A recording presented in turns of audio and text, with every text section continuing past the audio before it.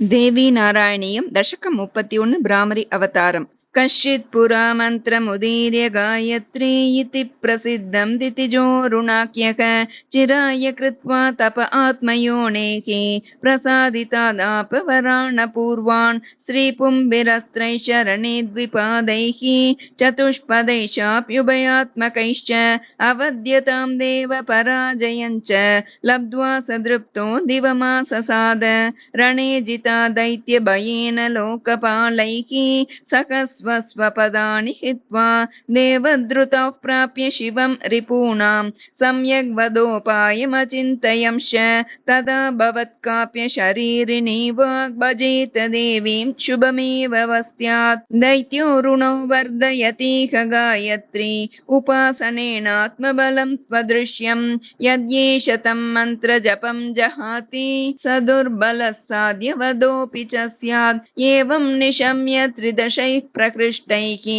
अभ्यर्थितो देवगुरुः प्रतस्ते स प्राप दैत्यं यतिरूपधारी प्रद्युद्गतो मन्त्रजपाति सक्तं स्मितार्द्रमुचे कुशली स बन्धु मित्रो भवान् किं जगदेकवीर दैत्यस्य ते मन्त्रजपेन किं यो नूनं बलिष्ठं त्वबलं करोति येनैव देवा अबलारणेषु त्वया जिता स्वं स्वहितं कुरुष्व। सन्न्यासिनो मन्त्रजपेन रागद्वेषादिजेतुं सततं यतन्ते न त्वं यतिर्नापि मुमुक्षुरर्थकामातिसक्तस्य जपेन किं ते एकं हि मन्त्रं समुपास्वके द्वौ तेनासि मित्रं मम तद्वदामि मन्त्रश्च मे मुक्तिदयेव तुभ्यं वृद्धिं न दद्यादयमित्यवेहि बृहस्पतावेव मुदीर्य याते सत्यं तदुक्तं दितिजो विचिन्त्य क्रमाज्जगौ मन्त्रजपं सदा हि मूढः परप्रोक्त विनेय बुद्धिः एवं गुरौ कुर्वति दैत्यभीतैः कृत्वा तपो योगजपाद्वरादि जाम्बूनदैश्वर्यमरे स्तुता त्वं प्रसादिता प्रादुरभूः कृपाद्रा त्वद्देहजातैर्भ्रमरैरणन्तैः दैत्यः ससैन्यो विपुलास्त्रशस्त्रक दष्टो हतस्त्वं च नुति प्रसन्ना पश्यत्सु देवेषु तिरोहिता भूः स्वदेहतो वै भ्रमरान् विधात्री त्वं भ्रामरीति प्रतिता जगत्सु अहो विचित्रास्तव देवि लीलाः नमो नमस्ते भुवनेशि मातः नमस्ते नमस्ते जगदम्बिके नमस्ते नमस्ते जगद्व्यापिके नमस्ते नमस्ते श्रीशैलवासी नमस्ते नमस्ते भ्रमराम्बिके ओं श्रीमात्रे नमः ओं श्रीमात्रे नमः ओं श्रीमात्रे नमः। दशकं 32 यक्षकथा। पुरासुरावर्षशतं रणेषु निरन्तरेषु त्वदनुग्रहेण विजित्य दैत्या जननीम् अपि त्वां विस्मृत्य दृप्ता नितरां बभूवुः मयैव दैत्या बलवत्तरेण कथा न चान्यैरिति शक्रमुख्याः देवा अभूवन्नतिदर्पवन्तः त्वं देवि चान्तः कुरुषे स्महासं तच्चित्तदर्पासुरनाशनाय तेजोमयं यक्षवपुर्ददान त्वं नातिदूरे स्वयमाविरासीः त्वं वासवाद्या ददृशुः सुरौगाः सद्यः किलाशङ्क्यत तैरिदं किं मायासुरी वेति ततो मगोना अग्निर्नियुक्तो भवतीमवाप्तः पृष्टस्त्वया कोऽसि कुतोऽसि चेति स चाह सर्वैर्विदितोऽग्निरस्मि मय्येव तिष्ठत्यखिलं जगच्च शक्नोमि दग्धुं सकलं हविर्भुङ् मद्वीर्यतो दैत्यगणाजिताश्च इति ऋता शुष्कतृणं त्वमेकं पुरो निधायात् दहैतदाशु एवं ज्वलन्नग्निहृदं च दग्धुं कुर्वन् प्रयत्नं न शशाकमत्तः स नष्टगर्वः सकसा निवृत्तः ततो नीलो वज्रभृता नियुक्तः त्वां प्राप्तवान् अग्निवदेव पृष्टो देवि स्वमाहात्म्यवचो बभाषे मां मातरिष्वाणमवेहि सर्वे सर्वे व्यापारवन्तो हि मयैव जीवाः न प्राणिनः सन्ति मया विना च गृह्णामि सर्वं चलयामि विश्वम् इत्युक्तमाकर्ण्य तृणं तदेव प्रदर्श्य चैतच्चलयेत्य बाणीः प्रभञ्जनस्तत् स च कर्म कर्तुम् अशक्त एवास्तमदो निवृत्तः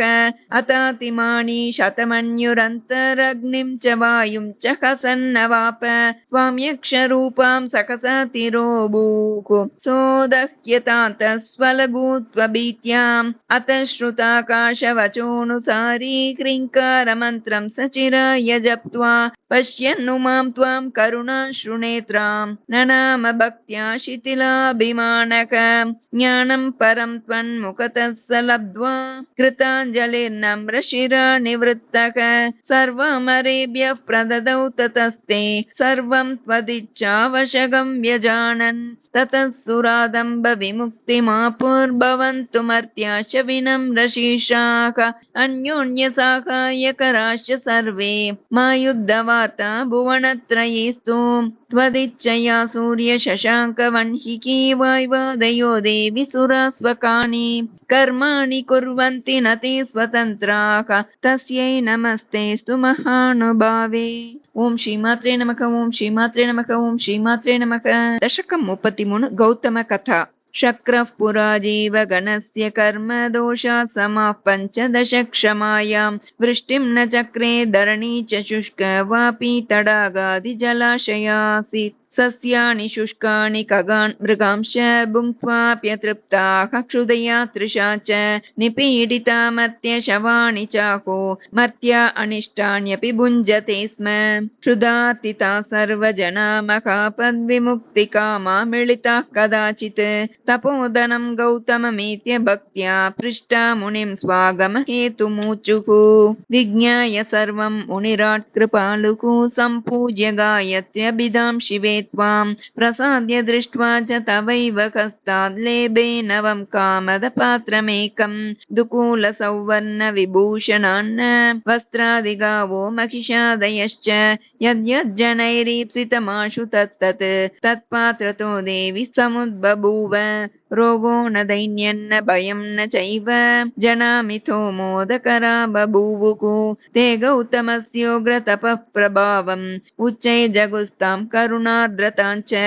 एवं समाद्वादश तत्र सर्वे निन्युः कदाचिन् मिलितेषु तेषु श्रीनारदो देवि शशीव गायत्री आश्चर्यशक्तिं प्रगृह्णन्नवाप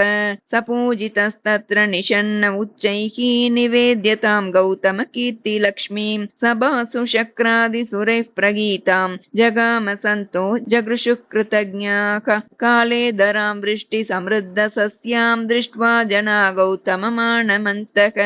आपृच्छ्यते सज्जनसङ्गपूता मुदा जवात् स्वस्वगृहाणि जग्मुः दुःखानि मे सन्तु यतो मनो मे प्रतप्तसङ्घट्टित हेमशोभि विशुद्धमस्तु त्वयि बद्धरागो भवानि ते देवि नमोऽस्तु भूयः ओम श्रीमात्रे नमः ओम श्रीमात्रे नमः ओम श्रीमात्रे नमः दशकं 34 गौतम शापं स्वर्वासिभिर्गौतम कीर्तिरुच्चैः गीता सभासु त्रिदशैः सदेति आकर्ण्य देवर्षि मुखात् कृतघ्ना द्विजा बभूवुः किल शेष्य चित्ताः तैर्मायया सन्न मृतिकृता गौः सा प्रेषिता गौतम होमशालाम् अगान्मुने जुह्वत एव वह्नौ हुङ्कारमात्रे पपात चोर्व्यां हता गौरिक गौतमेनेति उच्चैर्द्विजा प्रोच्य मुनिं निनिन्दुः सचेदकोप प्रलयानलाभः तान् रक्तनेत्रः प्रशपन् उवाच व्रतेषु यज्ञेषु निवृत्तिशास्त्रेषु अपि द्विजावो विमुखत्वमस्तु निषिद्धकर्माचरणे रतास्त स्त्रियः प्रजाह्वोऽपि तथा भवन्तु सत्सङ्गमो मास्तु जगज्जनन्याः कथामृते वो नरतिः खलु स्यात् पाषण्डकापालिकवृत्तिपापैः पीडा भवेद्वो नरकेषु नित्यम् उक्त्वैव मार्यो मुनिरेत्य गायत्र्याख्यां कृपाद्रां भवतीं ननाम त्वं मातदुग्धं भुजगाय दत्तं दातुः सदा नर्तदमेव विद्धि सदेदृशी कर्म गतिर्मकर्षे शान्तिं भजस्वं तप एव रक्ष मा कुप्यतामेव ऋषिर्निशम्य महानुतापाद्रमणा बभूव सप्ताद्विजा विस्मृतवेदमन्त्रा लब्ध्वा विवेकं मिलिता मुनिं तं प्राप्ताः प्रसीदेति मुहुर्वदन्ते हि नत्वा त्रपानम्रमुखा अतिष्ठन् कृपार्द्रनेत्रो मुनिराकनस्यान् वृषावचो मे नरके वसेत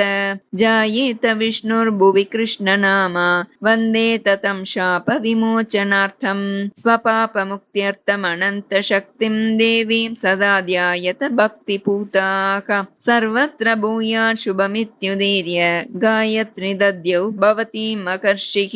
मुञ्चाणि मा वाक्शरमन्यचित्ते कृतघ्नता मास्तु ममान्तरङ्गे निन्दानि मा सज्जनमेष भीतोः भवानि पापात् वरदे नमस्ते ओम श्रीमात्रे नमः ओम श्रीमात्रे नमः ओम श्रीमात्रे नमः दशकं 35 अनुग्रह वैचित्र्यम् भाग्योदये त्रीणि भवन्ति नूनं मनुष्यता सज्जन संगमश्च त्वदीयमाहात्म्य कथा श्रुतिश्च यतः पुमां स्वत्पदभक्तिमेति ततः प्रसीदस्य किलार्थकामान् भक्तस्य यच्चस्य भयं च मातः क्षमां कृतागस्सु करोषि चार्योः अन्योन्यवैरं शमयस्य नीका दुष्कीर्तिभीत्या पृतया कुमार्या त्यक्तं तटिन्यां सुतमर्कलब्धम् सम्प्रार्थिता त्वं परिपालयन्ति प्रादर्शयस्वं करुणाप्रवाहं सुतान् कुरुक्षेत्ररणे कथान् स्वान् दिदृक्षवे मातृगणाय कृष्णः सम्प्रार्थितस्त्वत्करुणाभिषिक्तः प्रदर्श्य सर्वान् समतोषयच्च वणिक्सुशीलः खलु नष्टवित्तो व्रतं चरन् प्राङ् नवरात्रमार्यक त्वां देवी सम्पूज्य दरिद्रभावान् मुक्तक्रमाद् वित्तसमृद्धिमाप देवद्रुको देवि रणे त्वयैव दैत्या कथा गर्हितधर्मशास्त्राः प्रह्लादमुख्यान् असुरान् स्वभक्तान् देवांश सन्त्यक्तरणानकाशीः पुरन्दरे पापतिरोहिते तत्स्थानादिरूढात् नकुशा स्मरार्तात् भीता शची त्वां परिपूज्य दृष्ट्वा पतिं क्रमाद् भीतिविमुक्तिमाप शप्तो वसिष्ठेन निमिर्विदेहो भूत्वापि देवि त्वदनुग्रहेण ज्ञानं परं प्राप निमेः प्रयोगान् निमेषिनो जीवगणा भवन्ति भार्गवालोभविकोपचित्तैः प्रपीडिता हैहयवंशजातैः हिमाद्रिमाप्ता भवतीं प्रपूज्य प्रसाद्य भीतेः खलु मुक्तिमापुः दस्रौ युवानं च्यवनं पतिं च समानरूपान् अभिदृश्य मुग्धा सती सुकन्या तव संस्मृताय भक्त्या प्रसादात् स्वपतिं व्यजानात् सत्यव्रतो विप्रवधूं प्रसह्य कर्ता निरस्तो जनकेन राज्यात् वसिष्ठशप्तोऽपि तव प्रसादात् राज्येऽभिषिक्तो तदिवं गतश्च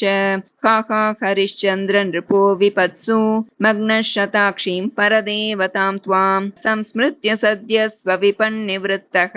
कारुण्यतस्ते सुरलोकमाप